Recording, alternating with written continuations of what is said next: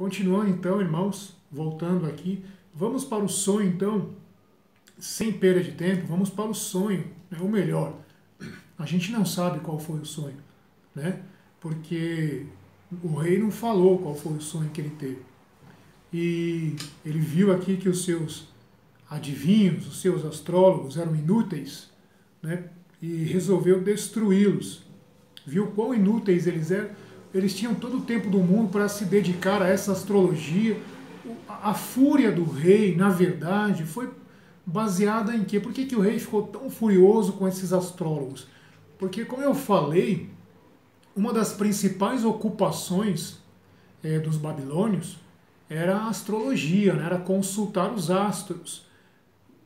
Nabucodonosor viu quão inútil isso era. Quão inútil isso era, porque ele estava rodeado com pessoas que só faziam isso. A ocupação delas era isso, consultar os astros, buscar presságios, prever o futuro. Ele ficou furioso, de repente ele tinha ali um manual ali de prever o futuro, que foi escrito pelos seus sábios, e ele se sentiu ridicularizado com isso. Poxa, eu que tenho confiado nesses astrólogos, nesses sábios, na hora que eu mais precisei deles, eles não puderam revelar esse sonho que eu tive. Então acho que ele deve ter se sentido ali inútil, né? E viu também como os seus sábios eram inúteis. Então vamos lá, Daniel, ele teve uma reação sábia, né? Daniel sabia que era impossível o que o rei estava pedindo. Então Daniel foi buscar a pessoa que poderia resolver essa questão, que é Deus. E ao mesmo tempo a gente viu que Daniel teve a revelação do Messias, né? No capítulo 2, no verso 22, ele teve a revelação do Messias. Ele teve a revelação de quem realmente era a luz, que é Cristo, né? Que estava com Deus, que era Deus ao mesmo tempo. Então foi o Messias, né? Foi Cristo ali, que se manifesta no Velho Testamento, que dá a Daniel o entendimento da visão, que dá a Daniel o conhecimento acerca daquilo que o rei estava propondo. Então a gente vê que Jesus Cristo ele se revela já no Velho Testamento, bem antes de nascer. Assim como lá fala em Isaías 53, né, o Salmo 22, depois você lê na sua casa, anote esses capítulos, você que não conhece, Isaías 53, Salmo 22, esses livros foram escritos de 600 a 1000 anos antes de Cristo nascer. E já estava falando acerca dele, acerca de Jesus. Quer dizer, Deus já tinha um plano para a humanidade. Deus já tinha um plano de salvação para a humanidade. Bem antes do homem cair, Deus já tinha um plano. Deus sabia que a gente ia cair, mas ele já tinha um plano, porque Deus não é pego de surpresa. Deus também já sabia acerca dessa epidemia. Deus já sabia de todas as coisas. Deus é que permite. Tudo está debaixo do controle de Deus. Por isso a palavra de Deus diz para nós que somos seus servos, não temas, não temas. A palavra não temas, né, essa expressão não temas, ela aparece muito na Bíblia. Mas essa expressão não temas, ela é para quem? Para o ímpio? Para pessoas que não estão nem aí com Deus? Não, a palavra não temas é para mim e para você, que somos servos de Deus, que buscamos a Deus, que nos preocupamos com as coisas de Deus, que amamos as coisas de Deus. Se você ama as coisas de Deus, se você lê a palavra de Deus, se você estuda a palavra de Deus, se você ora, se você se consagra, se você busca Deus, essa palavra não temas é para você. Essa palavra não temas é para você. Então não se preocupe. O que você tem que fazer, a sua responsabilidade é se coloque diante de Deus e Deus vai se revelar para você. Deus tem cuidado da nossa vida, Deus tem cuidado da minha vida, Deus tem cuidado da minha família, mas o que a gente tem que fazer? Por que Deus tem cuidado? Porque nós temos nos colocado diante de Deus. A condição é essa, se coloque diante de Deus. E assim como Deus fez aqui com Daniel, se revelando a Daniel, ele vai se revelar a você também, não importa. Olha só, a sentença de morte já estava decretada na vida de Daniel, um jovem de 20 anos. Já estava decretada na vida de Daniel a sentença de morte. Tinha algo ali impossível a ser resolvido. Como que ele vai adivinhar o sonho de um homem? Como que eu vou saber o que um homem sonhou se ele não me contar? Como que eu vou dar a interpretação de um sonho que eu não sei? Então Daniel estava diante de uma situação, humanamente falando, impossível. O decreto de morte, de destruição, já estava na vida de Daniel. Qual foi a reação dele? Ele se desesperou? Ele cometeu suicídio? O que Daniel fez? Ele buscou a Deus. Ele contou para os seus amigos, olha, já foi decretada uma sentença de morte para nós. Vamos orar, vamos buscar a Deus.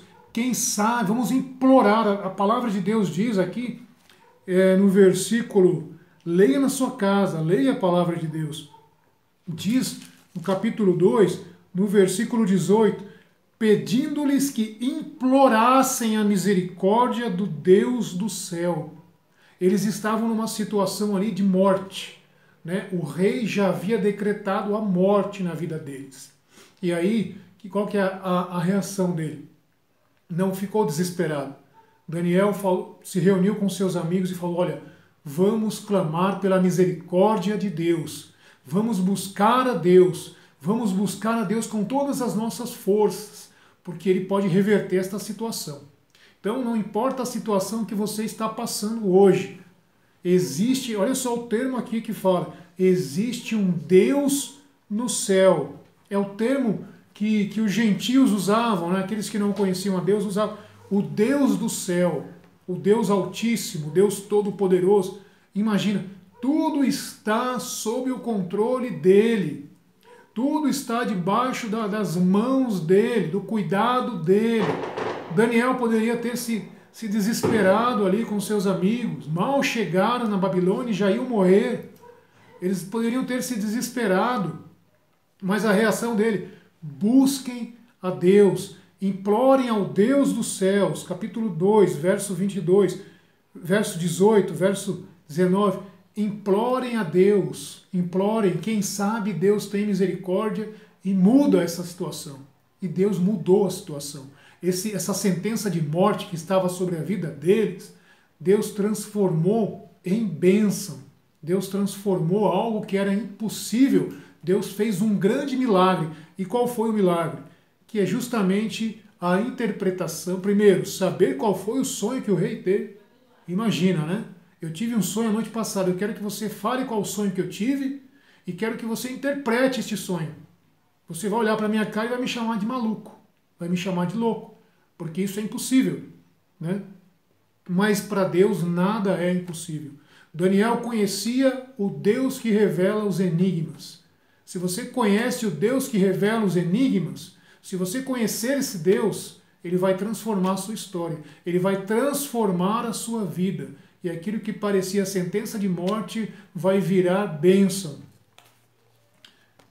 Fizeram a oração e aí Deus revela.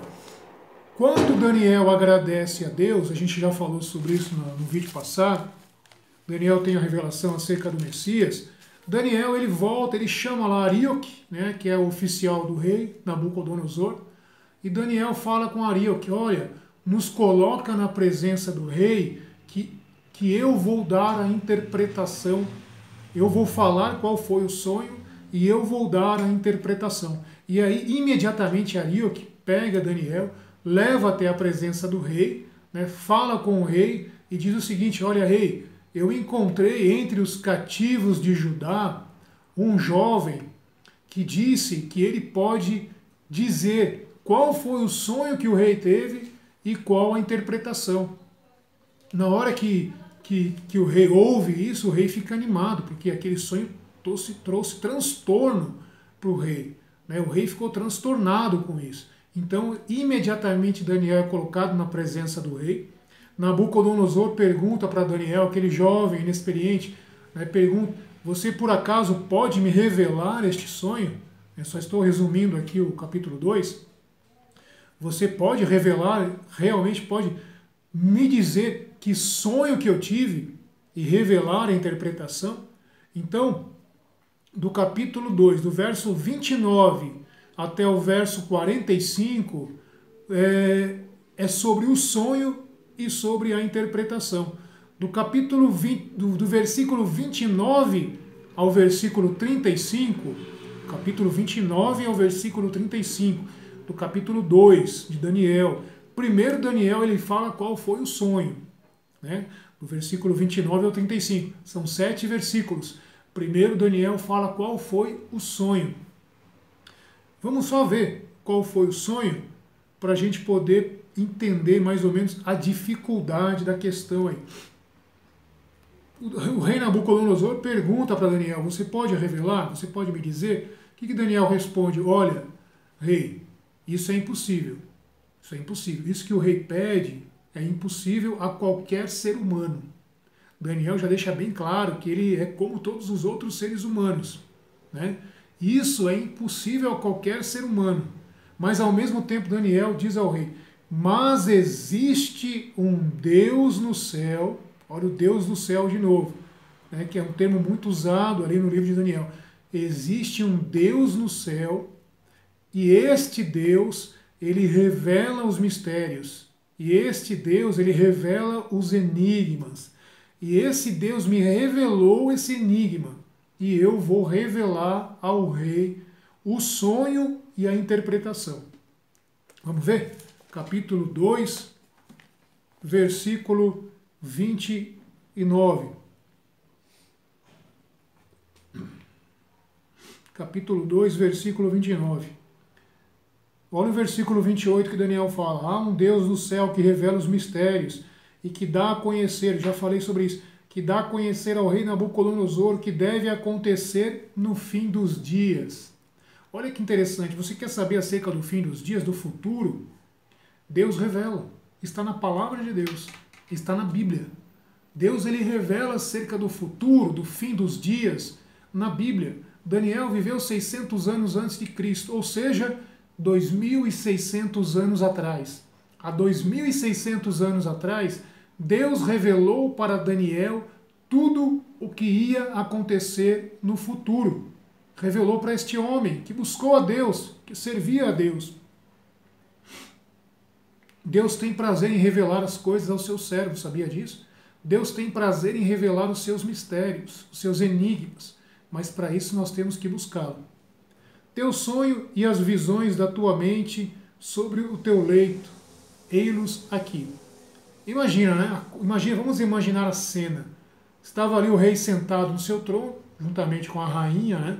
Com todos os sábios ali, que já haviam sido sentenciados à morte, né? Eles estavam ali dependendo de um jovem de 20 anos de idade. A vida desses sábios estava nas mãos de um jovem de 20 anos de idade, mas que tinha algo diferente. Era servo de Deus. Quando estava sobre o teu leito, olha o sonho, olha o sonho. Imagina um silêncio geral na corte essa hora, hein? Imagine a cena, um silêncio geral, né, que tomou conta ali. Uma coisa séria estava em risco.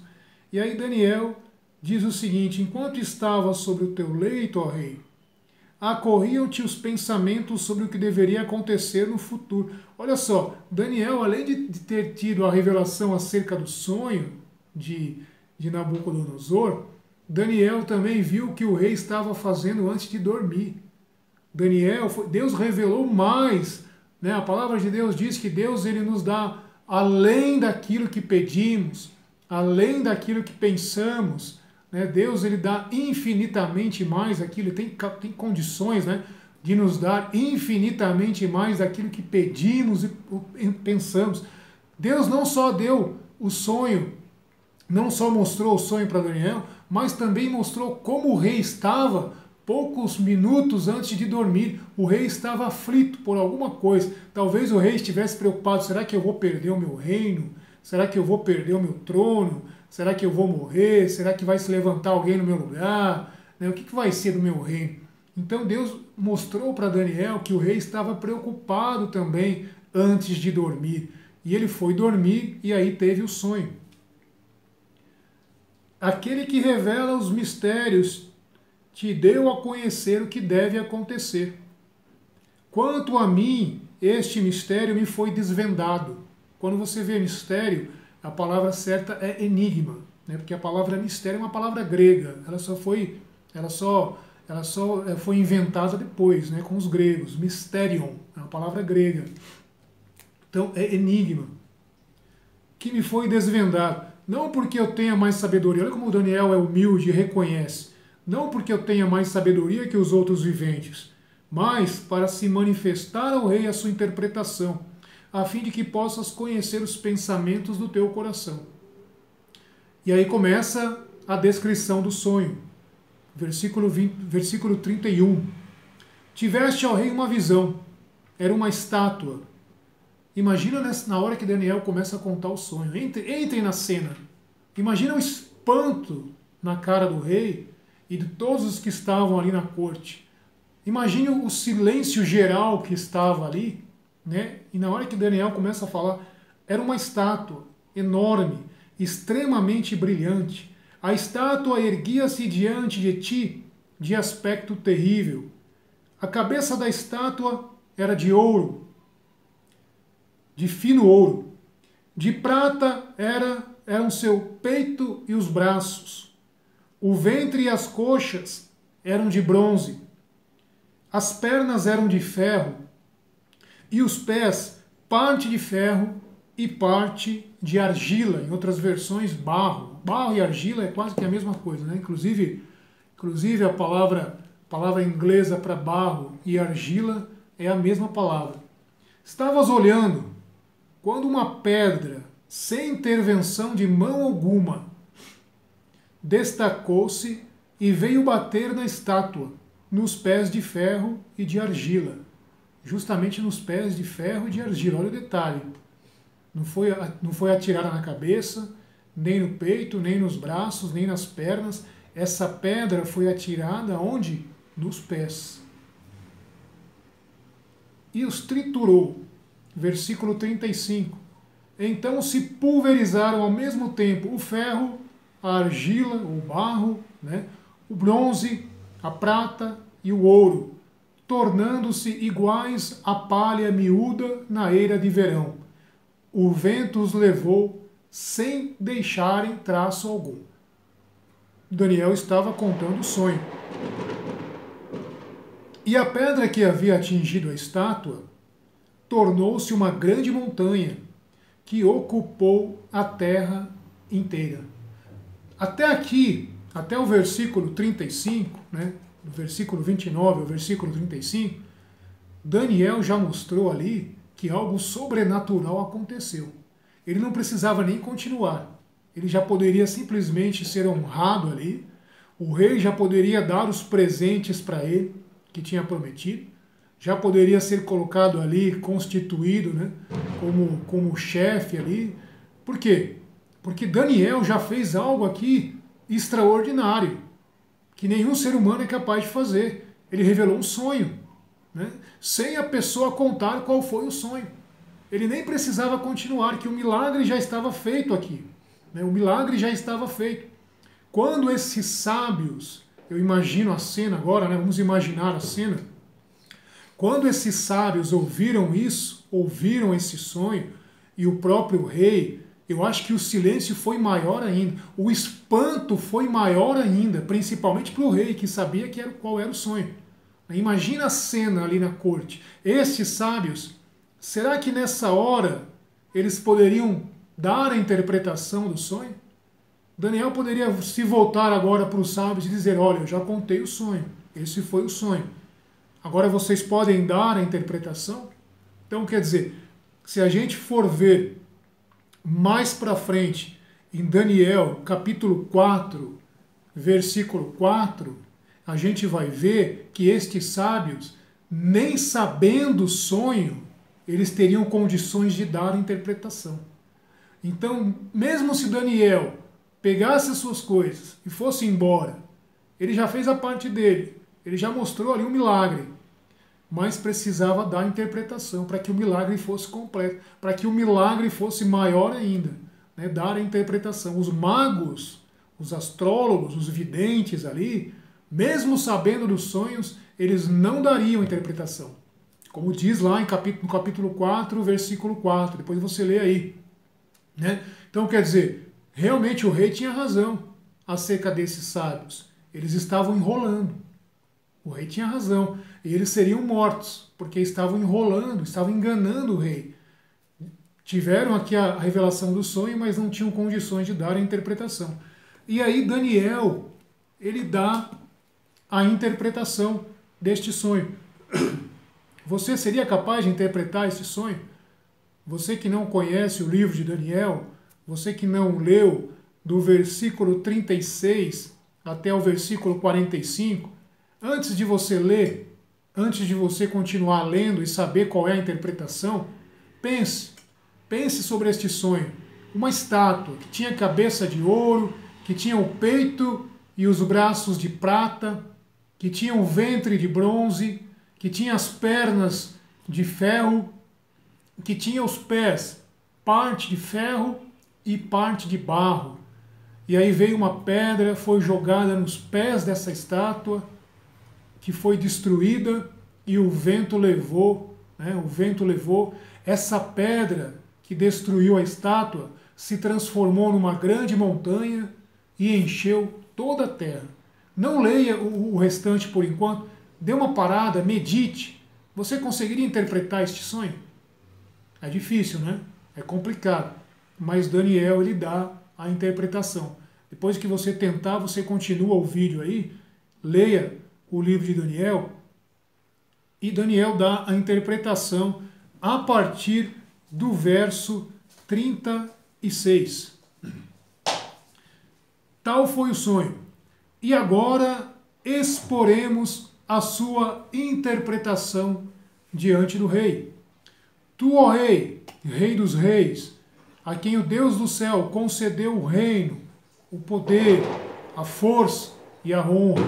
Realmente, Nabucodonosor, ele tinha um império tão grande, né? Se a gente for ver lá na história e der uma pesquisada sobre isso, Nabucodonosor, ele tinha um império tão imenso que ele vinha aproximadamente ali da Índia até a Etiópia, né? Naquela época era o mundo antigo, né? Era só aquela parte ali, né? O Oriente Médio, a parte norte da África, né? Não havia ainda sido descoberta a América, não havia sido descoberta ainda a Oceania, partes da Ásia, né? Que não eram nem conhecidas ainda. Então, naquela época era um grande território que o rei, que a Babilônia, né, que o rei Nabucodonosor dominava. E Daniel reconhece isso, né? Daniel reconhece isso.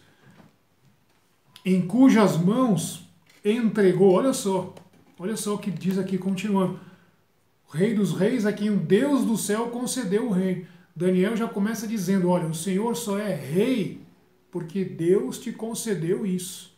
Então, muitas pessoas que se gabam de seus feitos, muitas pessoas que estão em evidência hoje, nos seus cargos, nas suas empresas, né, diretores, pessoas que têm influência, pessoas ricas, pessoas poderosas, essas pessoas acham que isso vem delas mesmas. E não vem, não vem. Deus é quem concede isso às pessoas. Deus é quem concede que as pessoas reinem, governem. É Deus que concede, é Deus que permite. E se ele vê que não está de acordo, a pessoa é tirada. Deus é que exalta, é Deus que abate e é Deus que exalta. Deus é que humilha e é Deus que honra quem ele quer, da forma que ele quer, porque ele conhece todas as pessoas. E foi o que Daniel falou ao rei Nabucodonosor. Não pense não que pelo fato de você ter todo esse poder aí, isso vem de você. Não, isso é permissão de Deus. Fazendo-te soberano. Versículo 38. Em cujas mãos ele entregou onde quer que habitem os filhos dos homens, os animais do campo e as aves do céu, fazendo-se soberanos deles todos.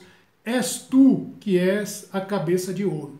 Então a primeira interpretação, a primeira revelação, a cabeça de ouro da estátua, quem era? O próprio rei Nabucodonosor, né?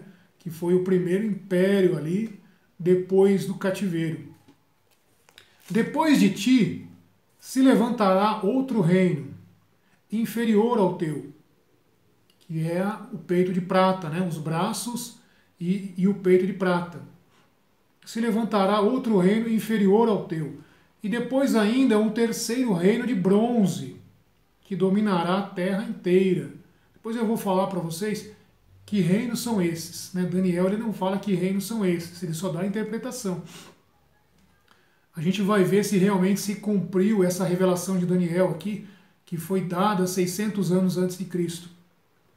Haverá ainda um quarto reino, forte como ferro que reduz tudo a pó e tudo esmaga, como ferro que tritura, este reduzirá a pó e triturará todos aqueles. Versículo 41. Os pés que viste, parte de barro ou argila de oleiro e parte de ferro, designam um reino que será dividido.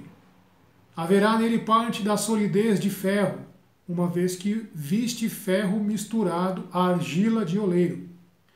Como os pés são parcialmente de ferro e parcialmente de argila de oleiro, assim esse reino será parcialmente forte e também parcialmente fraco. O fato de teres visto ferro misturado à argila de oleiro indica que eles se misturarão por casamentos, mas não se fundirão um com o outro, da mesma forma que o ferro não se funde com a argila. No tempo desses reis, o Deus do céu suscitará. Quem que vai suscitar? O reino é Deus, é Deus.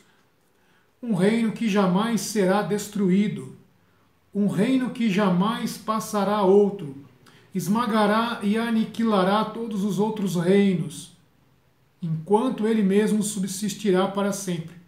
Foi o que pudeste ver da pedra que se destacou da montanha, sem que mão alguma a tivesse tocado, e reduziu a pó o ferro, o bronze, a argila, a prata e o ouro.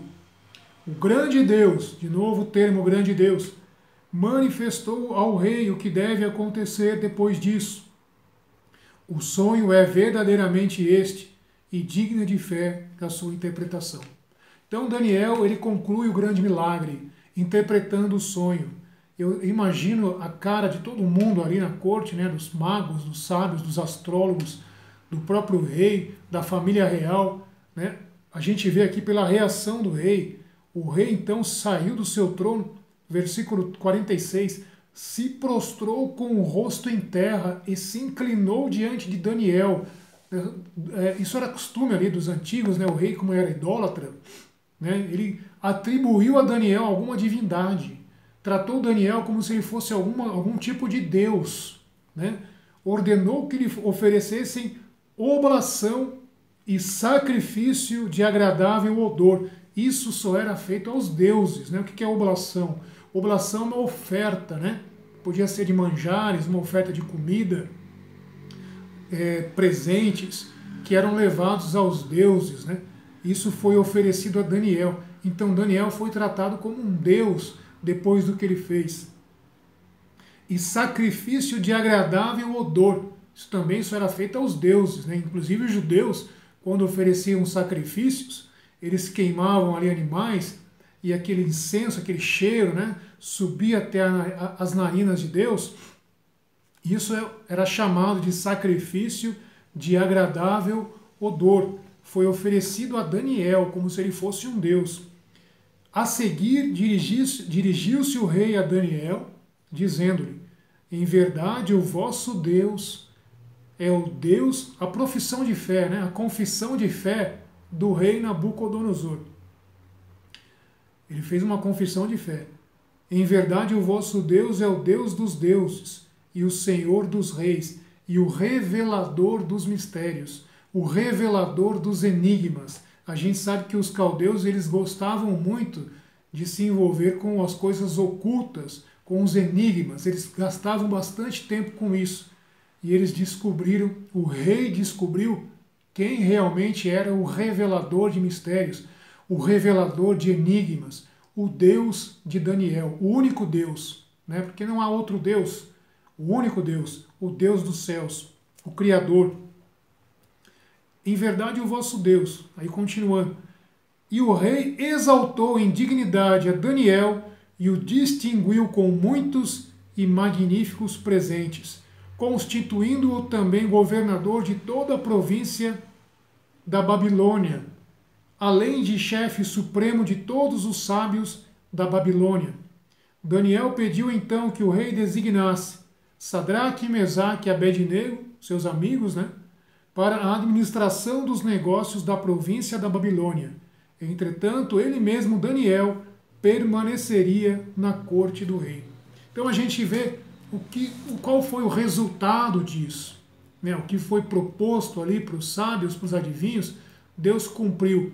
Daniel foi tratado como um Deus, foi exaltado ali grandemente, passou a ser governador da Babilônia, assim como aconteceu com José no Egito, também interpretou um sonho, o sonho de Faraó. Se vocês conhecem a palavra, conhecem a história, se não conhecem, dá uma lidinha lá em Gênesis, né, sobre o sonho de José, se eu não me engano, está no capítulo 35, 38 de Gênesis em diante, fala sobre o sonho de Faraó. Então, a gente vê que Deus, ele exalta e ele abate. Estes homens aqui tiveram as suas vidas salvas, poupadas, por causa de um jovem de 20 anos que se dispôs a servir a Deus. Então, quando a gente se dispõe a servir a Deus, nossa vida, não só a nossa vida é poupada, mas a vida de outras pessoas também que estão próximas de nós, seja um parente, seja um familiar, seja um amigo. Essa atitude que Daniel teve de servir a Deus fez a diferença na vida dele, dos seus amigos e de todas essas pessoas aqui que seriam mortas. Eu vou dar uma pausa e depois a gente volta e a gente vai ver se realmente este sonho de Daniel realmente se cumpriu. Que Deus abençoe.